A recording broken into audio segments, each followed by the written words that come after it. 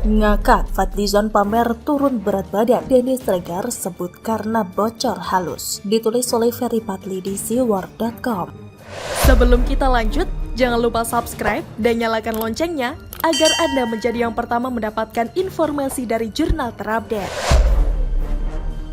Pasca Prabowo ngarep dukungan dari Jokowi sebagai Capres 2024, banyak perubahan yang terjadi pada Fadlizon. Seperti ia tidak pernah lagi melontarkan nada hinaan kepada mantan wali kota Solo itu. Beda dengan dulu, Fadlizon sekehendak hatinya saja merendahkan Presiden Jokowi. Bahkan orang nomor 1 di Indonesia tersebut pernah dikatakannya Petruk jadi raja, pelongo-pelongo, tin-plan, mencela-mencela, dan lain-lain. Sekarang dia dengan nada tanpa malu-malu malah mengatakan Prabowo merupakan pilihan terbaik bagi Jokowi untuk melanjutkan programnya. Ini mendukung Prabowo adalah opsi yang terbaik bagi Pak Jokowi karena Pak Prabowo kan penentu di dalam partai dan juga bisa menjamin keberlangsungan program-program yang baik, ujarnya. Sudah menjelek-jelekan presiden, kini mengharap dukungan darinya. Kan nggak ada akhlak itu namanya. Di samping itu menjelang Pilpres 2024 ini, ada perubahan lain yang mencolok yang terjadi pada Fadlizon, yakni berat badannya turun secara drastis. Tidak tanggung-tanggung 32 kg dia kehilangan daging di tubuhnya. Seperti yang diungkapkannya di akun Twitter miliknya @fadlizon. Setelah turun 32 kg, badan terasa ringan. Demikian tutur Waketum Gerindra itu sembari menampilkan fotonya yang terbaru. Memang di foto yang dipamerkan tersebut Fadlizon tampak kurus. Hanya saja kurusnya kok kelihatan bukan karena diet atau karena olahraga, melainkan karena hal lain, psikologisnya terganggu. Lantaran terlihat di situ, muka Fadlizon lemas gitu, serta pucat. Kayak orang yang lagi sakit dan tertekan batin. Tapi kelihatan lebih tua, demikian ungkap pemilik akun Twitter, @arkaatmaja7, mengomentari foto Fadlizon tersebut. Habis sakit ya bro, tanya pemilik akun Twitter, @duniabulat5. Kena diabetes pak, tanya pemilik akun Twitter, @triple_xx. Memang kalau orang kena diabetes bisa kurus, yang disebabkan oleh tubuh tidak mendapatkan glukosa dan energi dari makanan, sehingga tubuh memecah otot dan lemak untuk mendapatkan energi. Hal ini yang kemudian membuat penderita diabetes sering mengalami penurunan berat badan secara drastis. Jadi segemuk apapun orang ketika dia menderita diabetes, tanpa olahraga dan diet pun otomatis akan kurus. Tapi mudah-mudahan saja Fadlizon gak begitu ya. Karena kita masih butuh bacotnya pada Pilpres 2024 mendatang. Nah, tidak hanya itu, Denny Sregar juga berkomentar kocak di cuitan Fadlizon berat badannya menurun tersebut.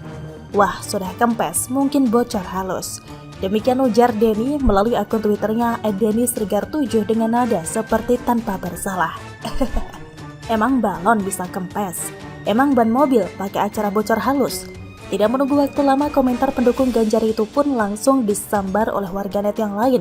Dah gak jadi ikan buntal lagi deh, tutur pemilik akun Twitter @dinishatasha dengan nada mengejek. Memang sebelumnya Fadlizon sering diejek ikan buntal oleh netizen karena postur tubuhnya yang tambun itu. Termasuk Denny Sregar juga pernah menjulukinya ikan yang beracun tersebut.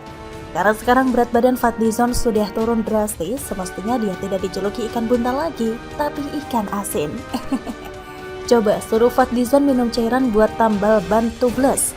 Cuit pemilik akun Twitter @shirin_afrilia. Doi meskipun bocor halus tetap manusia bro, entar mabok dia kalau dikasih minum cairan tubles anti bocor. Petentang-petenteng ngejek-ngejek orang gini yang jadi kebiasaan elu gak bakal abadi cu. Gak ada pesta pora yang tak usai. Tunggu istidraj maksimal elu dicabut, kelepek-kelepek elu nanti. Tutur pendukung Fadlizon yang juga pemilik akun Twitter @syafid_syarif di kolom komentar cuitan Denny Sregar tersebut dengan nada serius. Simpatisan Fadlizon kalau ngomong ngeri juga ya, pakai bawa-bawa istilah istidraj dan main ancam segala. Hanya saja sepertinya sudah tepat kalau selain menurunkan berat badan, mantan kadar PBB itu menurunkan kadar nyinyirnya. Pertanyaannya kenapa demikian? Karena dia butuh istirahat Ferguson, apalagi menenangkan Prabowo di Pilpres 2024 merupakan kerja yang berat. Sehingga mantan wakil ketua DPR itu perlu rehat sejenak sebelum memasuki masa kampanye, agar gak makin kurus lagi gitu. Bagaimana menurut Anda? Joni Plate ditangkap pendukung Anies protes, suruh tangkap juga Harun Masiku. Ditulis oleh Suparmin di siwar.com.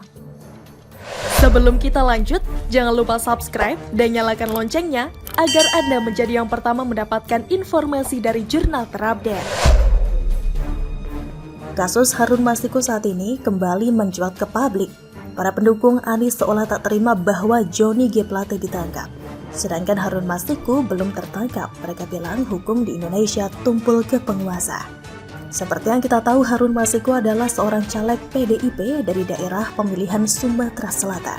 Ceritanya, dapil tersebut dimenangkan oleh Nazarudin Kimas dengan memperoleh suara terbanyak di dapil pada waktu itu. Namun, karena Nazarudin meninggal dunia, KPU lalu memutuskan mengalihkan suara yang diperoleh Nazarudin kepada Rizky Aprilia, yang juga caleg dari PDIP dengan perolehan suara terbanyak kedua di dapil 1 Sumatera Selatan tersebut. Akan tetapi rapat pleno PDIP menginginkan agar Harun Masiku yang dipilih menggantikan Nazarudin. Dan dari sinilah akhirnya terjadi kasus suap yang melibatkan ex-komisioner KPU Wahyu Setiawan. Harun Masiku lantas memberikan sejumlah uang agar KPU menetapkan dirinya sebagai anggota DPR. Harun Masiku lalu menyiapkan dana memakai uang pribadinya sebesar 38.350 dolar Singapura atau setara dengan 600 juta rupiah. Uang tersebut kemudian diserahkan kepada Wahyu Setiawan melalui Saiful yang juga kader PDIP pada Desember 2019. Jadi dalam kasus ini sebenarnya negara tidak dirugikan sama sekali karena ini adalah kasus suap untuk pilihan caleg di Dapil 1 Sumatera Selatan. Tapi anehnya para pendukung Anies Baswedan mengira seolah kasus Harun Masiku adalah korupsi yang merugikan negara triliunan rupiah yang mirip kasus Johnny G. Plate kader Nasdem tersebut. Lalu mereka beramai-ramai mengangkat kasus Harun Masiku seolah ingin menukar guling dengan kasus korupsi BTS yang telah terbukti merugikan negara sebesar 8 triliun rupiah yang nyata-nyata di sini adalah uang rakyat. 8 triliun rupiah mereka bandingkan dengan uang pribadi dari Harun Masiku yang sebesar 600 juta rupiah. Jahat bukan? Itulah kenapa dari awal selalu saya katakan bahwa untuk menjadi seorang kadrun sejati modalnya cuma satu, yaitu bodoh. Mereka secara mati-matian membela seorang tersangka koruptor yang faktanya juga adalah dari kelompok Anies Baswedan. Bahkan Partai Nasdem diberitakan akan melakukan pra-peradilan untuk pembelaan terhadap kadernya tersebut.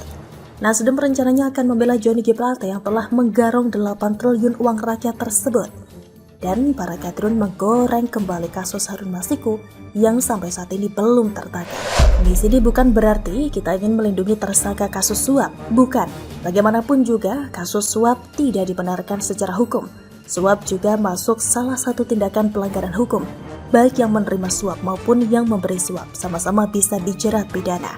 Tapi bila para kadrun mencuatkan ke publik kasus Harun Masiku demi untuk pembelaan Johnny G. Plate yang juga merupakan pendukung Anies tersebut, sudah sangat jelas di sini bahwa para pendukung Anies kebanyakan adalah orang idiot, orang yang otaknya selalu kebalik-balik. Dan itulah kenapa setiap saya melihat perilaku para pendukung Anies tersebut, saya selalu ingat kata-kata Anies Baswedan sendiri yang berbunyi, perilaku pendukung mewakili sifat yang didukung. Anies Baswedan pernah mengingatkan kita semua bahwa setiap orang selalu memiliki beban moral dalam mendukung salah satu pasangan calon presiden dan calon wakil presiden. Sebab segala perilaku yang menunjukkan sifat dan gaya bekerja calon dari yang didukungnya. Jadi bila perilaku para kadrun pendukung Anies ini menyimpang dari pemikiran otak-otak orang yang waras, lalu bagaimana dengan Anies? Dari sini sudah sangat tergambar jelas bagaimana kelak Indonesia ke depan jika sampai orang-orang seperti mereka tersebut berkuasa. Koruptor akan selalu mereka lindungi dan yang pasti kebodohan akan merajalela kembali. Karena kebodohan itu sejatinya menular. Yohanes dan para pendukungnya memang sama-sama satu frekuensi, kualitas pendukung dan yang didukungnya sama-sama ambyar. Begitulah kura-kura. Bagaimana menurut Anda?